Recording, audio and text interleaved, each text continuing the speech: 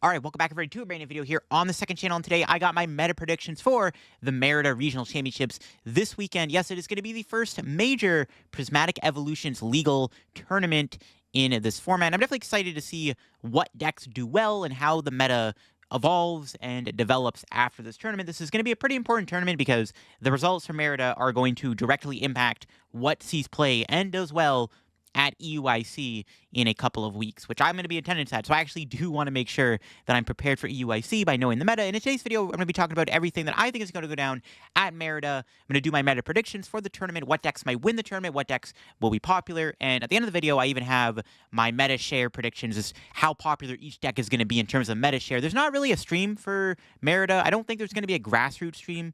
Pokemon aren't going to be officially streaming the tournament. So unfortunately, we might not get actual good coverage of the tournament. We're just going to have to hear what people say on Twitter and stuff from the floor. But I'm interested to see how things go down. So I'm going to do my meta share prediction for today's video. If y'all are new to the second channel, make sure to subscribe down below. We're on the road to 21,000 subs. And yeah, let me know in the comments below what you think is going to go down at Merida. What deck do you think is going to be the most popular? What deck's going to win? All that stuff. So starting off, yes, Dragapult. Probably the deck to beat this weekend. I think it's going to be not only the most played deck in the room, spoiler alert on my meta predictions and meta share forecast, but yes, Dragapult will be very popular. It's definitely the most hyped up deck at the moment. It's the most popular deck in the online tournaments, very popular on the ladder. I think without a doubt, we're going to see a lot of Dragapult this weekend. Probably going to be the deck to beat. If you're going to Merida, you need to beat Dragapult. And it has a good chance of winning the tournament too, if I'm going to be honest with you, because it is going to be extremely popular. Its play rate is going to be very high. But so is Lugia. Lugia's been doing really good in online tournaments since Prismatic came out, and I think that's going to be a big deal for this deck's popularity. I think Lugia is definitely a pretty strong play for this weekend. It doesn't really mind the Budews. I would argue, has a good matchup into both Dragapult and Gardevoir, and I think Lugia is going to be pretty popular this weekend. Definitely a deck you probably want to, also not have a bad matchup against, in my opinion. I think it's going to be popular. It's a good play this weekend. Another deck that I could even see winning the tournament. It's a deck that obviously can high roll. With the addition of Regigigas, it gets a lot stronger. Definitely good chance Lugia could do really well this weekend in Merida. Then, of course, we have Gardevoir, which is, in my opinion, I don't even know.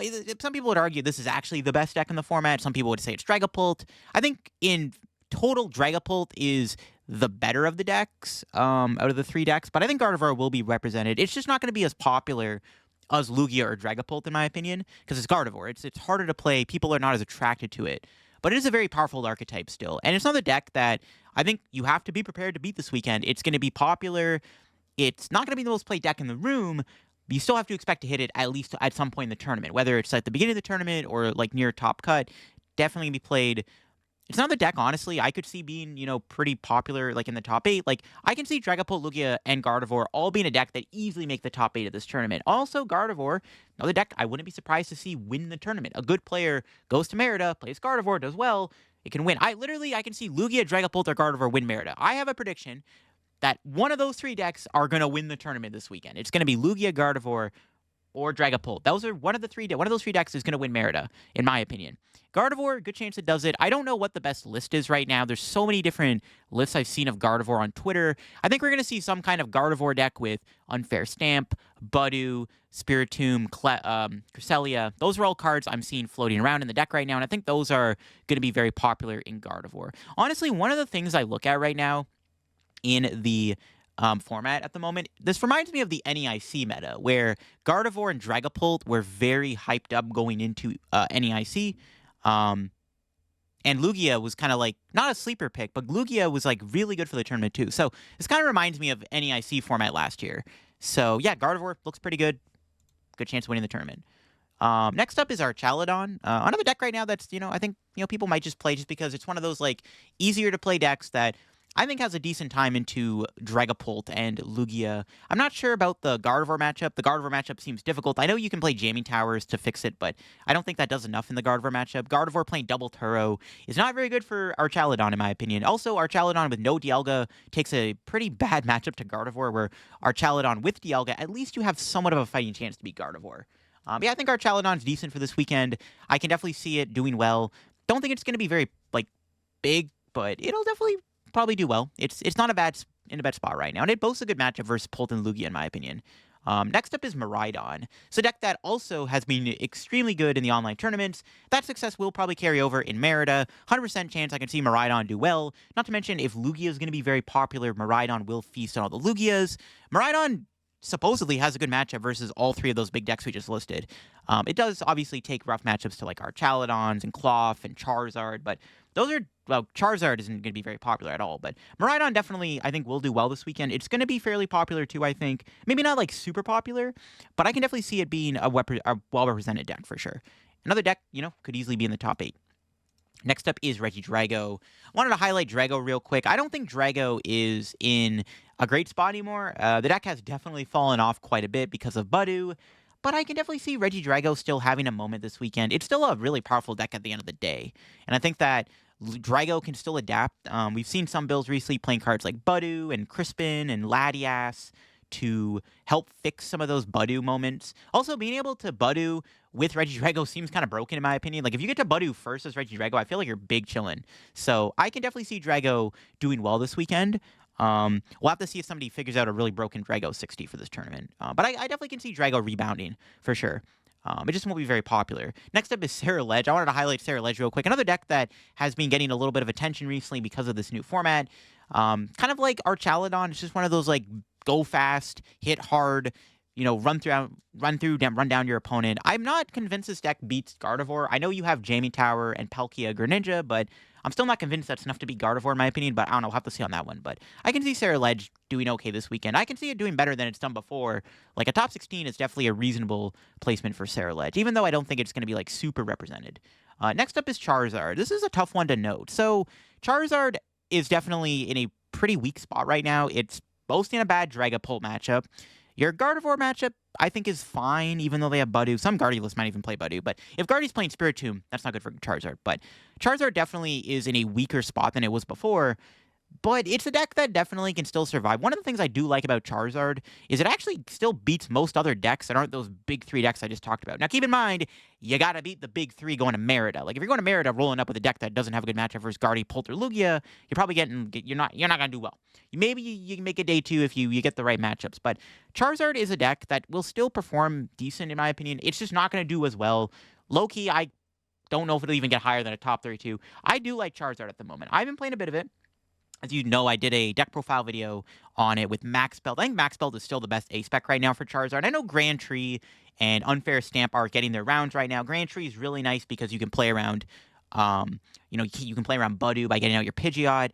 I don't know if I like Grand Tree, though, in Charizard, because then Dragapult gets to play it, and then they can use Dusknoir against you. That seems kind of bad.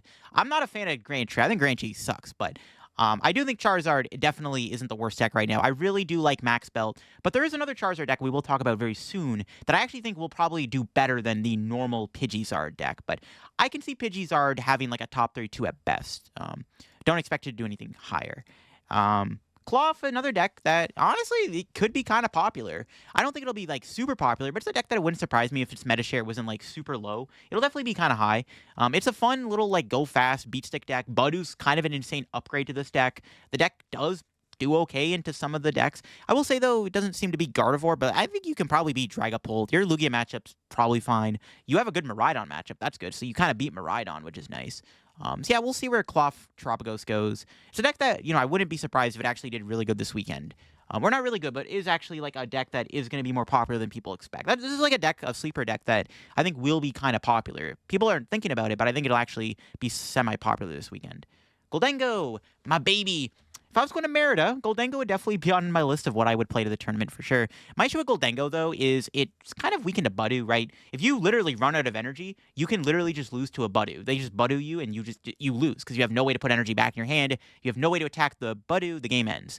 But I think Goldengo is not a bad deck. One thing I will say that Goldengo does really well, it farms Dragapult. Goldengo just destroys Dragapult because you just blow the Dragapults every time they attack you, and you force the Dragapult player to have to respect the Goldengo.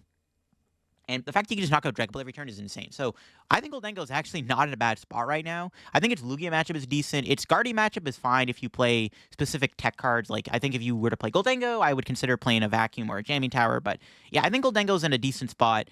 the thing that scares me about playing the deck is you kind of get farmed by Budews, and that's the only thing I don't like about Goldengo right now is it doesn't seem very good versus Budew. We'll have to see on that one, though. There are cards you can play to counter Budew, like Monkey Dory maybe to heal the Goldengo off. You leave a bench spot open. You could play like Lana's Aid in the deck or Rourke or something, but I don't know. I want Goldengo to do well. I can see it making top 32. Snorlax. So this one's weird. I can see Snorlax having a decent weekend too. Like honestly, top 32 for Snorlax, even a top 16 is on the table. It did win a couple online tournaments this past weekend. If you saw my recent online meta video, it won 3 of them. So yeah, Snorlax is doing good in this Budew format. I don't know if it actually is a good deck or not, or if it's just one of those online tournament open deck list type things. But I don't know. We'll see. Snorlax definitely is a deck in this format. No one's respecting it like at all. Like I don't think anyone's going in this tournament looking to beat Snorlax. That's a good thing for this deck. That's one of the things that makes Snorlax so good. It's very good when no one's respecting it or thinking about it.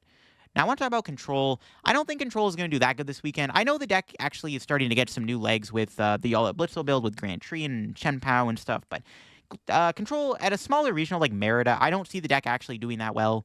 I'll write off Control. Snorlax is a more like, how do you describe it? Like global, it's more of like just feels more of like a popular type of stall control deck. Snorlax is going to be more popular and will most likely do better than Pidgey Control. I wouldn't expect to see Pidgey Control, and not even in day 2 to be honest with you. But it's a good deck. I just think that a smaller regional like this is just not it for Pidgey Control.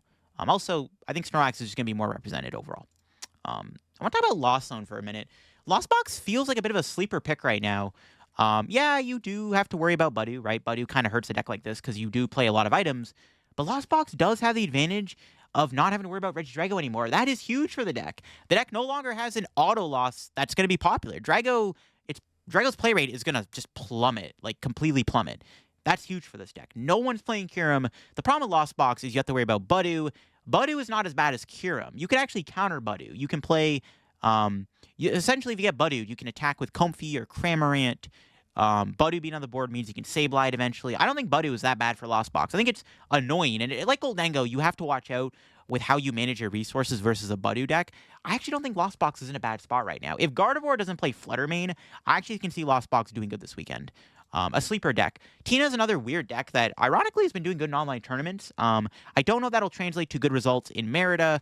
I think overall Turbo Lost Box is a better version of the Lost Zone engine at the moment. I don't know if Tina's actually that good. I don't even know if it beats Dragapult. I don't know. It probably can beat Gardevoir. I think your Guardian matchup's fine. I don't know if you're beating Dragapult, though, or Lugia. Lugia seems like an atrocious matchup. Like, even with Double Temple, that matchup, there's always been a bad matchup for Tina, like, ever.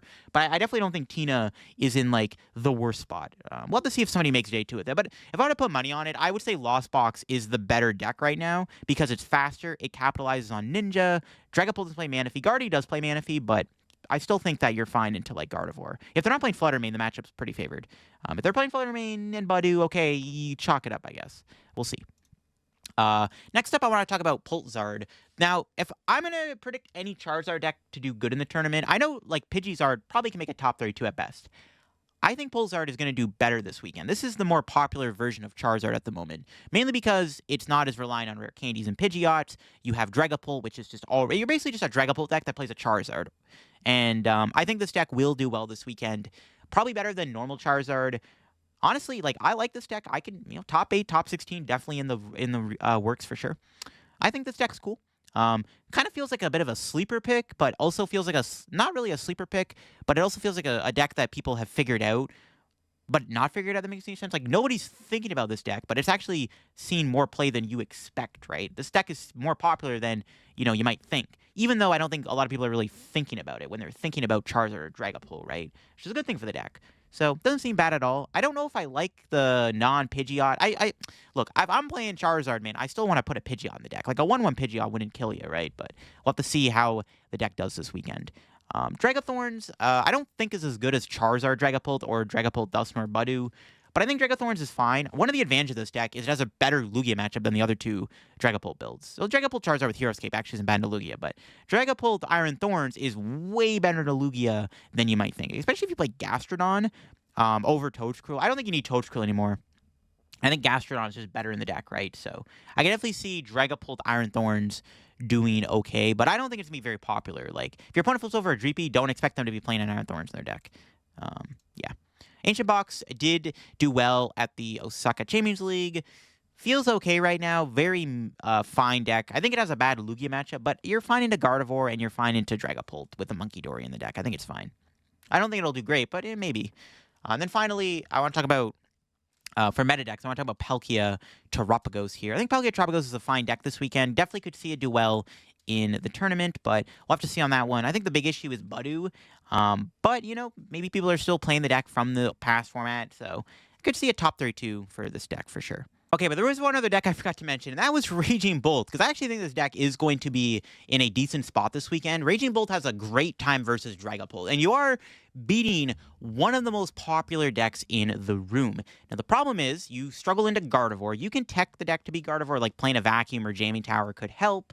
Lugia is like a fine matchup too, if you can run them over, but usually if Lugia sets up against you, it's pretty unwinnable.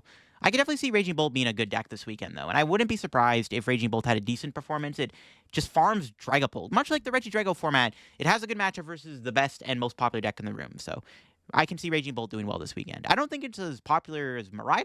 Maybe not even as good as Miraidon, but definitely not a bad deck at all. It also beats Miraidon. Next up is the Rogue picks. I have a couple picks here. I want to say, can these decks get a Limitless page? Can they do it? Let's see. So I want to talk about Frostlass Budu. This deck, it's kind of a funny little meme deck. I don't think the deck is great, but I would be, pretty happy to see if this deck could actually get a Limitless page. So day 2, Budu Frostlass? Maybe? Make it happen? And then also, I would love to see the Feraligatr deck get a day 2. I think Feraligatr's made day 2 at a regionals before. I don't think it's Feraligatr's first Limitless page.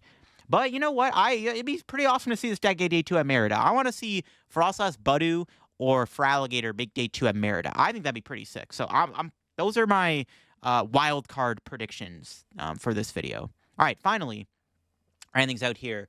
My meta predictions. All right, so I have Dragapult at the most played deck, obviously. I think it's going to be at least 18% of the meta, maybe even more. Like, we could even say 20%. I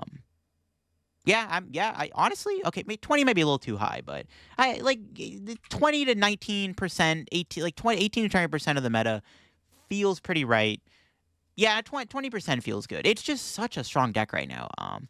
It might be like it's the honeymoon phase for sure. Like, we honestly, I see Dragapult could plummet to 15%, but I could definitely see Dragapult being, upwards of 20%. It's definitely the most played deck this weekend. I don't think you can argue that. We're not going to be able to see the meta share, unfortunately, or at least the one Pokemon shows us, but I think if we are going to see a meta share, 100% Dragapult's most played deck. 20% is easily in my opinion, where it's going to be. Lugia, I think, will be the second most played deck. Now, I do think Gardevoir is also going to be popular, but I think Lugia is going to be a lot more popular than Gardevoir because it's easier to pilot. It's more,